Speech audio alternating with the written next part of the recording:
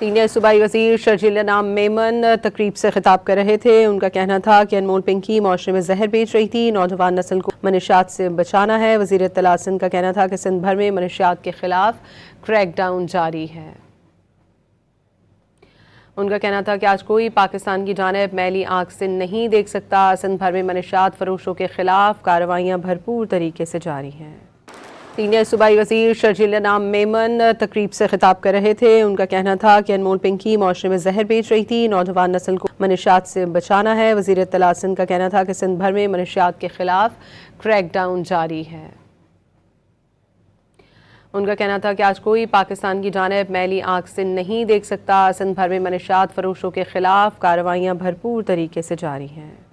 Senior सूबाई वज़ीर शर्जील अनाम मेमन तकरीब से खिताब कर रहे थे। उनका कहना था कि अनमोल पिंकी माशरे में जहर बेच रही थी, नौजवान नस्ल को मनशियात से बचाना है। वज़ीर इत्तलात सिंध का कहना था कि सिंध भर में मनशियात के खिलाफ क्रैक डाउन जारी है।